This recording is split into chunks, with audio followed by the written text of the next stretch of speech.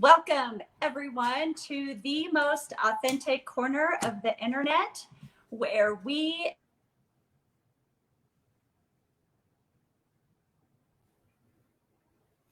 live. Okay. Where we acknowledge our messy insides and even sometimes our messy outsides, where we stand tall to our insecurities and grow in our authenticity to drop that pesky little need for approval. So we are so happy that you're joining us today. I have a very special guest, one of my favorite guests, actually. I feel like we do a lot of these. My good friend, Bethany Howard. She is the author. Can you believe we could say that about you now? No. Of Permission Granted. Yay, authenticity. Yay, Dan Bryant. So this book is called Permission Granted. Embrace who you are, cultivate courage, and impact your world. This book is fantastic. So I want to tell you a little bit more about my good friend Bethany Howard. She has a passion for words, and she is so good at words. She used to be fearful of learning, but in recent years, she's run towards it.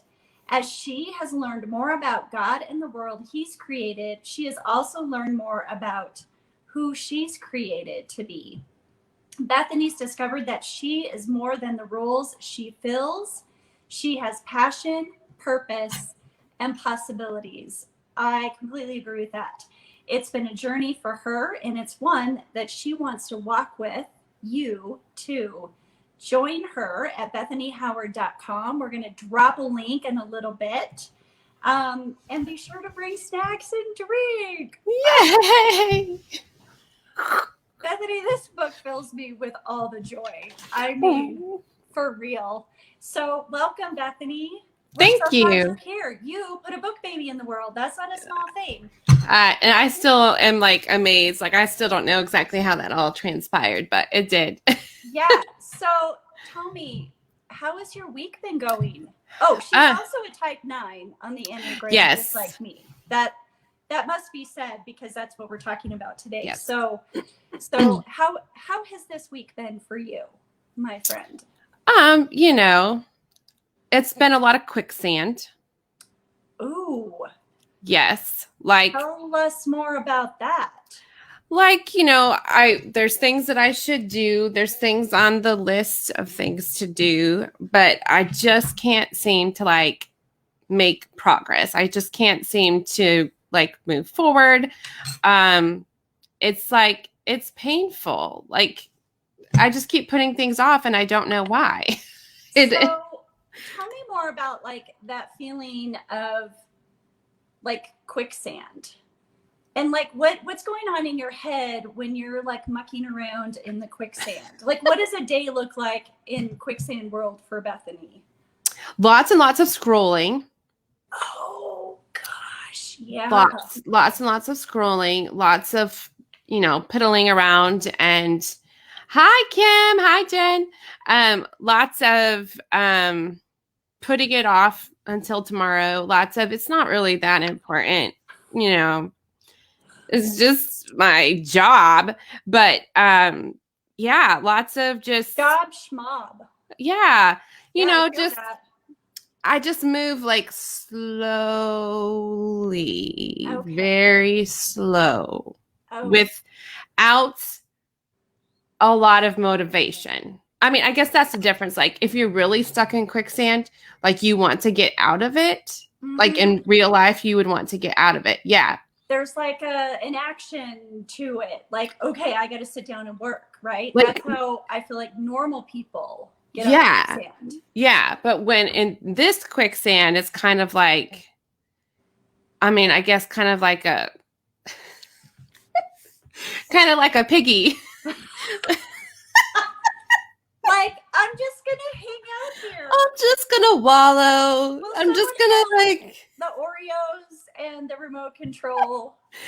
Yeah, just kind of I'm just gonna be. What is happening here? I'm just gonna be content to just be here, and wallow. And it really is wallowing because I I know that there's things that I should be doing. I know that there's things that are important to me and that need completed and that need done, but I don't do them. And so that I'm wallowing in this tension and this grossness of needing to do things, but not doing them. Yes. Same. Absolutely the same. And here's the thing. At the end of the day, I know there's things I needed to have done or should do. But I haven't done them, and I feel enormously guilty, which kind of brings me down a notch. And I wake up the next day with this, like, it's almost like a hangover, because now I'm not sleeping, because now I have this, like, who do you think you are to run a business? Like, you haven't done anything this week. You haven't accomplished it. You haven't served anyone. You haven't done, which is how we got on this conversation earlier today, because we're both like wallowing around like little piggies in the same quicksand. And what we kind of chatted about was, this is a typical 9 thing. And I don't like it, Bethany. No, me neither. No, I'm not a big fan of it at all. It's a very frustrating trait. I think probably every number feels like really happy that they're that number for the most part. And I do feel that way about being a 9, but there are definitely some things that I wish that I could trade in. So when you're like in that space, what do you do? Like, how do you finally like roll yourself out of the pit, put the cookies down, and like get your groove on again? As a lot of times sometimes it's reaching out to other people, and sometimes I feel like I feel like, I tell myself that everybody else is doing this on their own and is fine with that, and that they don't need other people. But sometimes I need somebody to help me, like, get out of the mud, get out of the quicksand, and like actually get to work. Sometimes I need a buddy.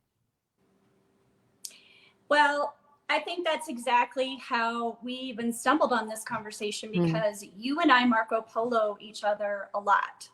And honest to goodness, I don't know if I've ever met you face to face. Have I? I got real excited there. Woo, very excited, friend. At Leverage.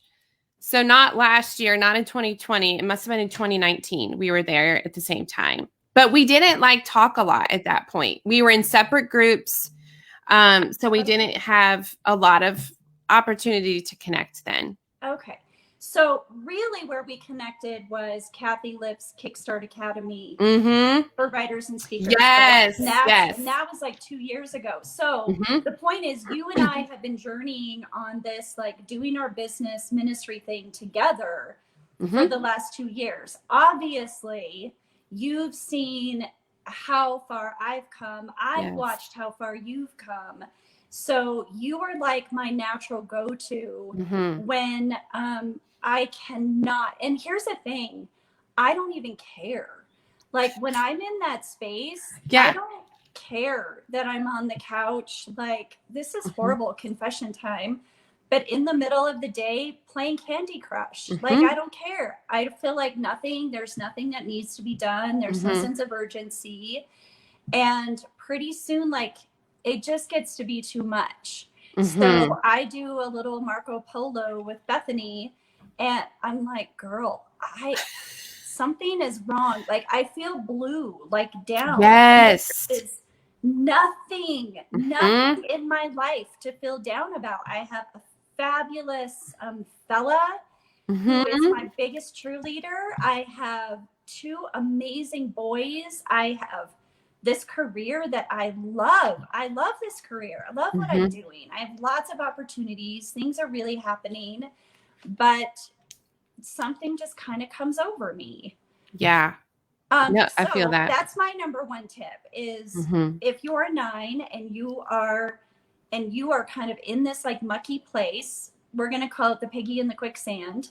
Call a friend, and it really helps to call a friend who's also a lot like you, like another type 9, who really gets it. If you call a type 7 or a type 8, it's true. They're not going to commiserate. And there's something about being able to commiserate without judgment. And I don't mean to be stereotypical, but my type 8 friends, I go to them when I need like big vision stuff, when we're like, powering through like a big idea and how you your husband is a type 8, right? So he's like, you're going to get this book written, and you hop on the back of the snow plow and you like, boom, get it done. But they may not understand why we're like stuck. So calling or getting in touch with my other type 9 friend who totally gets it, who, by the way, is doing badassery stuff. It's awesome. And I love it. And I know that it's okay to have weeks like this, because I know while you're doing badassery stuff, Bethany Howard, putting books out, promoting books, you're having bad weeks too. So for sure. Normal. Let's just call it normal. Yes. Yeah. I like that. It is normal to have up and down kind of weeks. And a lot of times I do notice that when I feel like I'm like hanging on by a thread, that there's some sort of validation of some sort or another that comes through. Yes. Whether it's a message from somebody, a comment on a post that I've done. Like, it can be something very, very small. And sometimes it's just enough to get me to flip over the switch to get me like going again. Sometimes it's just enough. So sometimes it's just putting it out there, right? Yeah. Like kind of getting over the hump and just picking one important task that needs to be done today. Yeah, that definitely helps me too. Sometimes I get stuck because my brain goes blank and I don't know what to do next. Like, I know what to do next, but I really don't know what to do. So you and I have decided we're going to have like a powwow session. Yeah. Where we're both like really good at brainstorming for each other, and we're gonna powwow about putting our social media content calendar together. Yes. And having another like set of eyes, another like person to talk to about it is super, super, super helpful. Yeah, I am super excited. I love co-working. I love brainstorming together. And there's something that's, it inspires me. It motivates me. And especially in this time where I'm not, we're not leaving the house. I'm not working elsewhere. This is it. My desk is the place where I'm at. And somebody, I don't remember who it was, that told me about Coffeetivity. And it's coffeetivity.com. I'm pretty sure. I can get you that link later that you can add here. But it's basically, you can choose like it's a coffee shop at lunch or the morning hustle. And it's just like banter. You kind of hear it in the background. You hear sounds of the coffee shop. It's awesome. It's really, really great. So it's just like background noise, and you just have this like feeling like you're in this like really productive environment. Yes. It's so great. Girl, that's brilliant. Yeah. And I forget, I wish I could tell you who told me about it, and it's totally slipped my mind, but it might have been Jenny Whitetrip. It might have been her. Oh, okay. Well, Jenny Whitetrip is she's fantastic. Yeah, she's pretty brilliant. Yeah. So, if you don't know Jenny Whitetrip, she's also an author. She writes nonfiction. She writes fiction books. Fiction. Yeah. And she's amazing. Look her up. She is awesome. I'll drop a link to her. Yeah. Her awesomeness too.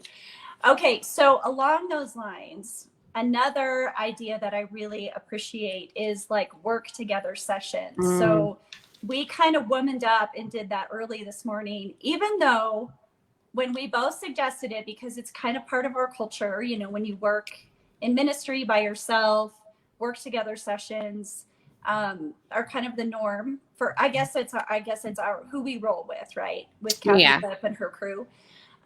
Anyway, so, you suggested it last night, and I was like, You're pretty non-committal.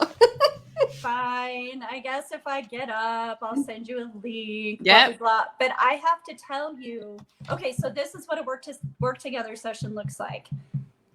Bethany and I live in different states. You can even do this with people who live right next door. You get on a Zoom call, you check in for 5 minutes, theoretically. Give or take. Talk for a while. You check in for 5 minutes. This is what I'm going to do. And then you check back in again in an hour. And it is amazing how much work I get done knowing that there's someone on the other end of the Zoom doing work with me. And I have to tell you, I got a bunch done. Jen Bryant, if you're listening, I even posted our Facebook Live that we did a couple weeks ago. I posted it to YouTube today and figured out how to put a pretty graphic with it instead of like 2 people going, on YouTube. So I was That's brilliant. happy I got all of that done. That's fantastic. Yeah, the accountability for me is huge. That's a big deal. 5-ish minutes. Yeah, Kim says 5-ish. Mm-hmm. We were like an hour and a half-ish. In our defense, it had been a long time since we'd really caught up. In our defense. That's true. And were we not brainstorming just a little bit? Yeah, we totally, we knocked some stuff out. Yeah. Like in that. This Facebook Live completely came out of that conversation for one. But yeah, and I thought of something just a little bit ago as I was contemplating this conversation and this thought. And I was thinking about like basically what I'm telling myself when I can't get it going. Like when I know that I have stuff to do and I can't move forward, when I'm stuck. And I was thinking about like other Enneagram numbers and like kind of comparing, contrasting a little bit. And I think that one of the lies that I tell myself, this is feeling a little vulnerable. One of the lies that I tell myself is that my work is not important. If I thought, Lori, that my work was important, I would sit down and I would work. Girl, you've absolutely nailed it. That's 100%. Like, that's exactly how I was feeling. Who cares? Yeah. My work is not important. And you know what? That's like another classic type 9 thing. We really do struggle with, does my presence even matter? Does my voice matter? Does what I have to say matter? Yeah. Yeah. And like, what too, like if they're being helpful, like there's no question in their mind, about what they're doing, whether it's important or not. They know, okay, I'm helping. I'm doing something that's good. This is good. This is good. It matters. I'm pressing on. Like, I just feel like if I could, even that is going to take some work, right? To be able to like harness that and remember, okay, but this is important. Scrolling on Facebook is not important, Bethany. It's not. No matter how I try to swing it, it's not. It's just, there's no good that can come out of that for me in my list of things that I need to do. But if my work is as important as anybody else's job or, as important as, making the dinner or whatever is on my list of things to do, if I can work out of this belief that what I do has worth and value, then I think I can show up for myself. I think. Yeah. So how do we get there? Like, is it again, like, we have this whole crew of people who are like chiming in and I love them. And these are our best cheerleaders, Jen Bryant and Kim Nowlin, and Bethany Howard. I can think of like 5 other people right off the top of my head that are so good at letting us know. And sometimes, this job is very isolating. It is. Anyway, because we're all in our house. We all work from home. We might have kids that are like struggling with homeschool stuff.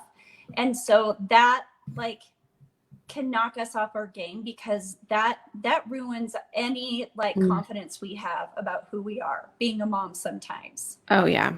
Like I feel like a major fail all the time. But then you get in this business, and you were telling me today it's slow going. It's so slow going. I know I've heard this before. Amy Carroll has told me this. Sherry Gregory, Kathy Lip, they have been in this business for such a long time. Whatever business you're in, if you're a speaker, a writer, if you work, like if you're a manager of a store, if you're in the finance business, whatever you do, it's slow going. You have to be persistent and consistent. Yeah. And I forget that. Like, I want instant gratification now. Like, I worked so hard for a week. It's like a diet. Like, yes, I ate so well today. Why have I not lost weight? It's the same with our work. It is. So here's the other thing that I'm learning to embrace is loving the process. And loving the just daily service of connecting with my audience. Like every post is in service to people. That's why I chose to do this. Every Facebook Live that, I'm like feeling meh about and want to skip, like it's in service to my audience. And it's the love of all the little things. Yes. That we get to embrace. Yes. Right? It's so good. And I think that when that's lagging, like when the desire to show up to serve our people, I think sometimes, we can show up for ourselves. And sometimes, I guess that's what the whole like believing that my work matters thing, it goes right along with that. But it is important to show up for ourselves. We talked about that. Like, is it scarier? Is there more regret? Like staying stuck? Like, is it worse to stay stuck? Or is it scarier to step out and do what I'm meant to do? Like which feels less worse, I guess, sometimes. Because it's scary. And it's putting yourself out there is scary. And Jen proved me wrong here. She said that as a 2, she looks for cues of success from others instead of believing that starting will garner more success. We all need outside affirmation, apparently. Well, that's why we're here, right? Yeah. Authenticity over approval. Yes. This is our jam, right? We are a group of people who, as much as we know that we shouldn't, we still thrive on outside, external resources or external affirmation. And when we're doing like the daily grind of, building our business, serving our audience, or writing and creating content, as Kathy would call the top 3 things of building your ministry, it does feel like a grind. And because it's so slow going, it's easy to get stuck in the minutia and then fall down in the quicksand and wrestle around because we're not getting the affirmation, because we're showing up and we're serving and we're doing the things, but it's slow, and that is demotivating for me. I'm not going to lie. Yeah. I have to be honest about that. I think what Jen Bryant says is exactly right. Like, we have to acknowledge it, and we have to be honest with ourselves that that's a thing. Yeah. That's a motivator. And so however we go to get that, which is to go to our cheering section, I think that's a valid way. Oh, for sure. I think another lie that I tell myself is that other people aren't doing like that slow growth process stuff. Like they just are getting to skip that or something. And that's that they just had this overnight success. Yeah, like they're just having fun all the time, like it's just like confetti. And I'm sitting here like, oh, I can't do this, But yeah, that's another thing that, I imagine everybody else is having more fun than me. Yeah, I imagine that too, sitting in their house, like like doing cartwheels because they got a like on a post and they're like, look at I'm growing so fast. I made it. I love it. Oh my gosh. Yeah, it's also true. Yeah. I mean, it's either laugh or cry, right? Well, I'm pretty sure I've done a lot of both this week. I'm super grateful for friends, and I'm really grateful for my fella who is like, you don't know how fantastic you are, right? All my friends, like all of you, everyone watching, you, Bethany, like we're all so fantastic. We don't even know. Yeah. And we really do sell ourselves short. So I have a very practical tool. Give it to me. Okay, well, it's gonna pinch a little. Oh, okay. Okay. But it's gonna be good, I promise. Okay, so I'm ready. I just got the Enneagram Development Guide. Okay, this is for people in business. It's by Ginger Lapid Bogda, and I will drop a link in.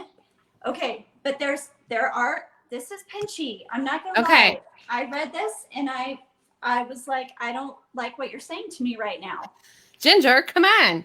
Ginger, like help a sister out.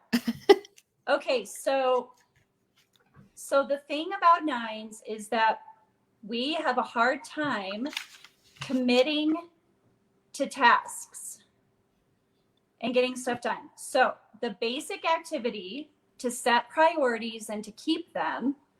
Okay, so commit to completing 2 tasks or chores each day. Make sure you complete each task without any interruptions. 2 tasks, right? We could complete 2 tasks. Yeah, I think so.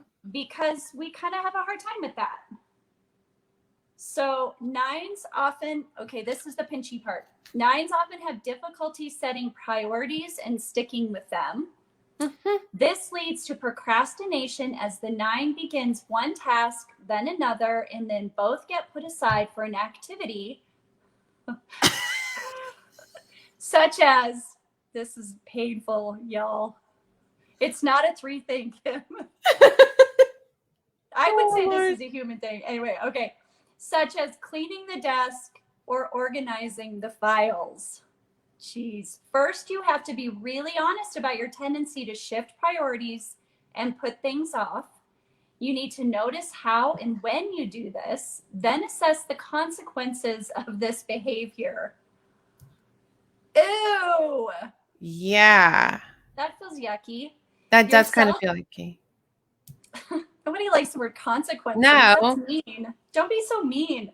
Your self-assessment should answer 2 questions. The first is this: how do I really benefit from not setting or sticking with my priorities? Be aware that an answer of I don't benefit in any way is not helpful. Is that going through your mind? Yes. That was going through my mind. That was the answer. Because there must be some benefit or the behavior would not be recurring. Oh, come on. Okay. After you've answered that question honestly, there's more. Hold on. After you've answered that question honestly, ask yourself the second question. What do I lose by not setting or sticking with my priorities? If the costs of not setting and keeping priorities outweigh the benefits of doing so, then you are ready to change. Say that last part again, please. If the costs of not setting and keeping priorities outweigh the benefits of doing so, then you're ready to change. So if it's not painful enough to keep putting off our tasks and like getting up and doing the dishes instead of sitting down and like writing content, then we'll never like feel the sting of needing to change. Okay. But we were talking about this though, right? Yeah. It is painful. That guilt does build up. It seems to build up a little slower, but it does build up. There does come a moment, like a snapping point for me. And I hit it this morning, Thursday morning. Yeah. When I was like, I can't, it is physically painful to not get stuff done when I know I need to get stuff done. It is. And I'm totally beating myself up, which is exhausting. And then I have to recover from that. And when I think about wallowing in quicksand, like it takes a lot of effort to get out of quicksand. Like there's consequences to that for sure. Cause it exhausts you in every way, emotionally, physically, spiritually, like in every way. You're done. You're kind of tapped out. Yeah, for sure. So we have a couple people chiming in. My friend Blanca, Ordaz, she thinks maybe she could be a 9 because this is resonating with her, but she's tested several times and she's a 2. But Blanca, here's the thing. Jen Bryant is also a 2 and she kind of experiences the same thing. So this isn't always specific to 9s. And Kim Nowlin also, she's a 3 and sometimes struggles with some of this. So I think there's different motivations or different reasons for getting stuck in these places. That's kind of the beauty of the Enneagram is it's not based on behavior. It really is based on your motivation for why and how you get stuck doing this. So, but Blanca, you and I should definitely chat. I'm going to have you take the test again and we're going to do a typing session because I'm bossing you and I said so. That's how it works. I love how Jennifer posed that question. What's at stake if I don't do the thing? Yes. And that's a really good, like, what if I don't show up? Like, what happens? Not just for me, but, my family, what happens with my community, what happens with the people who might read a post. Like, we actually, so many times we don't actually know the impact that we have. We may never know. Yeah. Or we might find out 3 months down the road.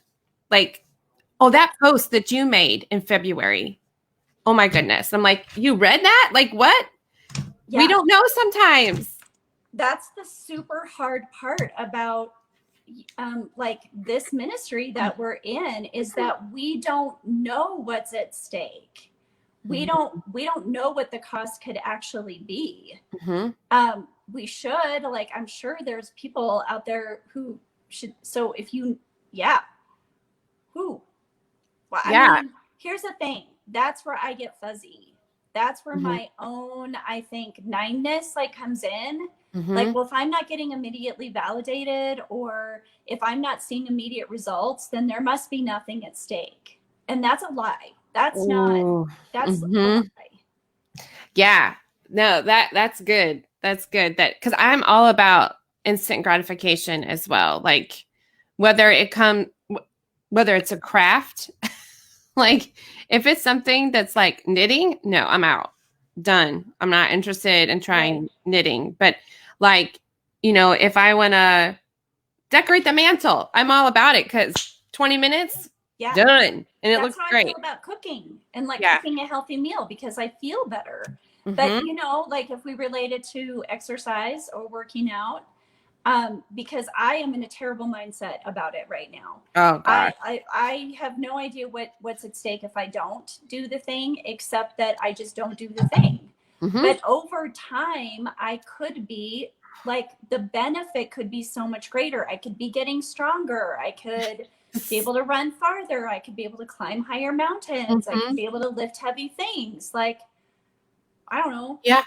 Yeah. Things, like my son, like, here, get up, let's clean your room. I don't know. Like, I love it. I could be doing that stuff. Yeah. So quickly, here's the solution. Okay. That they suggest, or like the idea. Okay. Each day, it's good. I promise. Okay. Each day, make a priority list of key items to accomplish and rank order each item. And the most important item first and the least important item last. Begin your tasks in order of their priority. Keep this list in front of you and check it hourly. If you check it hourly. I like that. If you stray from this list or reorder the priorities, get yourself back on track. I like that. And do you know, there's something I've noticed. His name is Michael Tatnetti. I think I'm saying his last name correctly. Maybe he's on Instagram. I follow him on Facebook, but he is an entrepreneur, owns his own business, and it's been growing like gangbusters. And I've seen other people do this kind of thing too before. The Money Saving Mom was the other person I've seen do it. Okay. But they, both of them, like in their stories, will put a list of the things they're going to do that day. That almost gives me hives. Because I'm like, why are you telling people all these things that you're going to accomplish? What if you don't do them? Like, what if you don't get to it?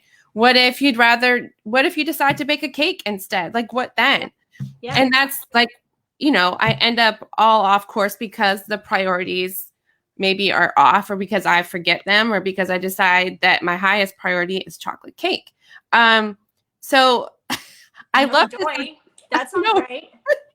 I mean, your priorities and cake too. Like, we can have both, right? Yeah, we can have both. But I love that that idea of, like, he has cute little graphics that he's just started using, and he puts them up like, this is what I'm doing today. I had a great phone call.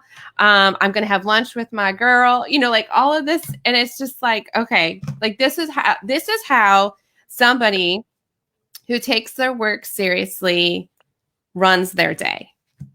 And I'm like, okay, I'm paying attention.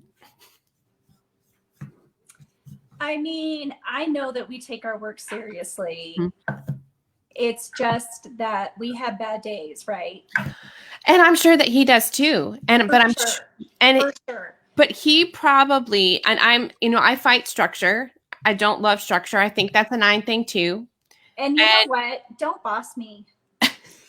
Yes. I mean, for real, it's a thing. Yeah. Don't tell me that I need to do that, because I won't probably. I don't want to. I don't want to. You can't make me. And you can't make me. Don't boss me. Nobody's the boss of me. Yeah, but he has. He has, and I don't know, maybe we've had this conversation. I can't remember what his Enneagram number is, but he has strategies and tools in place, Lori, that help him. Like, even if he's having a bad day, like, that's the difference, right? Yep. For me, like, he has a plan in place where, no, this is what I'm doing every day. I put out this list of things that are my priorities, this list of things that's going to get done. So even if he's struggling and having a bad day, even if he gets to 3 out of the 4, maybe, like, that would be a win for me. That would be a win. What's the name of the guy? Tatnetti, I think. Let me look him up here. Okay, yeah. So we're going to drop that link in there too, because I feel like I need a little bit more of that in my life. And I acknowledge I need more discipline. And I acknowledge, like, here's the great thing though about the Enneagram 9 is that we are flanked on either side for wings as a type 8 and a type 1. And both of them are go-getters. Like, there are things that traits and qualities that the 8 and the 1 have that we can absolutely tap into. We don't have to stay stuck. Yes. Which is kind of the beautiful thing about the Enneagram is it's a tool for growth. It's not stagnant. We don't have to make excuses. I'm a 9, so I'm just going to lay around. Like, there are places that we can go. We have opportunity and ability and authority by God to grow. Yes. And get better and heal some of that junk that, like, keeps us stuck in those places. Like, nobody wants to hear a message. Like, there's a reason we feel that way. So, and that's another thing. That's another tool that I just thought of as you were saying that because we've talked about, like, Lori, think about where we were 2 years ago. You know what I mean? Like, we've had those conversations. So I think sometimes one of the tools can be, like, looking back and saying, no, I have actually made progress. I'm leaning into those wings. I'm not just staying in this stuck place in quicksand. I'm actually making progress. I think that's so important. I completely agree. And actually, today I pulled out my business plan from the beginning of the year where I had written a history from 2 years ago. And it was super encouraging. Like, I would encourage you, to write, like, a business plan at the beginning of the year. And part of it is, where have I been? What's the history of this ministry or this business? Or where was I 2 years ago, and get very detailed about how far you've come and everything that you've accomplished. It really is very encouraging. And I have one more tool, the full focus planner. Now, I will acknowledge that it's only as good as the amount of time that I put in it. But I can go back and look at the goals that I made from a year ago, 2 years ago. Also, I can double check my mental health. This is Tuesday of this week. And as you can see, it's completely empty. I didn't even put a date in there. Okay, this is like, let me show you a good week. Like, this is a good day that's happening in my life. Oh, wow. Yeah. Right? There's a lot happening there. All the task list, everything. Nice. So when I don't do this, then I will fall apart. And I have to like make a habit of doing it at the beginning of the week. So whatever, whatever keeps you on track, like do it every day. Do what will work, but do it every day. Yeah. And here's the thing. If you don't, we're going to be okay. I know we're going to be okay because I saw a post from Bethany Howard yesterday on Facebook. I didn't get anything done, and everything's going to be okay. It's going to be okay. Sometimes you just need those days where it's just your best intentions. You have good plans and it just doesn't happen, and it's okay. Like, at that point, I can decide, am I going to beat myself up over this? Or am I going to just say, it is what it is, and the day is done? And that's the thing. You have to get up the next day. Yeah. And move on and keep going. Do you think that's a 9 thing? Because I have to have like stuff written down. Like I have to have a planner, a paper planner where I'm writing what I have to do down. Is that a 9 thing? I think because we recognize, I think it's a healthy 9 thing because we recognize what a struggle it is sometimes to like articulate what we want, what we need, our goals, where we're headed, what's going forward. And I think as you get healthier and you kind of start to grow, in your growth path to the type 3 and the type 6, that we recognize the need to write stuff down. I love that. And it helps keep us on track, but it takes, getting healthy to get there for sure. I am loving, Jen Bryant is like tossing out some super encouragement bombs right now. When I'm fuzzy about my impact, I turn to y'all. I love y'all. Friends who can validate my impact. We see each other's strengths better than our own. Hearing things like, people need this message, Jen. Move me forward. Amen. Yeah. I agree. I absolutely agree. Having a community of people around you that are like-minded, that are doing what you're doing, that are struggling around like you are, it is solid gold. So it is. If you're not a speaker or writer, but you are like starting out in a new business or a new line of work, my favorite advice to give is go find someone who's doing it, who's been doing it for a while, and ask if you can be their intern. Ask if you can help. Ask how you can serve them. Yeah. A lot of us intern for Kathy Lip. We don't get paid, but we get coaching in exchange from fantastic coaches. And that has grown my business so much. Also, not to mention the contacts that I've made.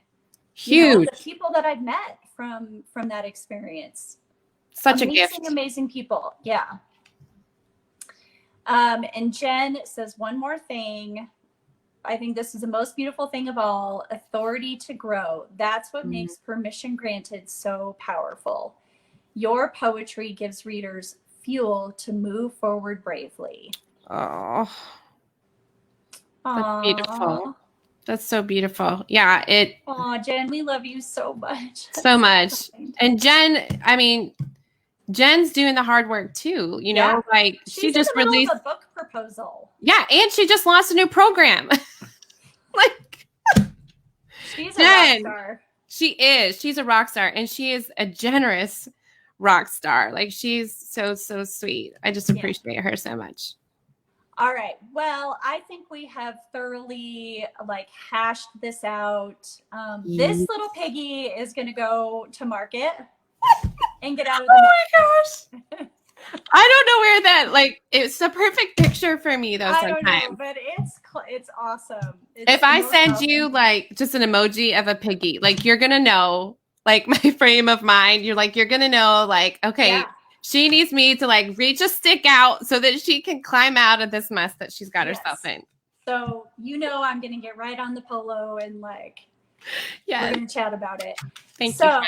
If you would like to order Bethany's book, Permission Granted, I am going to drop a link to it in the comments. If you would like a free download, the Permission Granted by the Numbers, which is a lovely collaborative effort between Bethany and I, how each Enneagram number can embrace permission granted, just drop a hashtag permission granted in the comments, and we'll be sure and get you a free download. Bethany, I want to just thank you for like being so real and vulnerable, and this is like pinchy, itchy. It's like the dark side of a 9 that it's really hard for me to admit that I'm not all kinds of badassery like 100% of the time. Nobody can be that great all of the time, right? Yeah. But no, I mean, it is a raw thing, but I think 9s are also committed to showing up real. Like they want those safe places where they can just be themselves. Yeah. And so thanks for being that for me. Well, thank you for being that for me. So until tomorrow morning, bright and early. Yes. When we're going to work out our other work to do, which is such a gorgeous thing. Thank you so much for joining us today. Thank you everyone for joining us live. If you're watching on the replay, drop a comment. We want to know, what is your Enneagram type? Do you struggle with the when you can't even do all the things? And we'll be checking back on the comments. So thank you all so much. Have a blessed day. Thanks, Lori.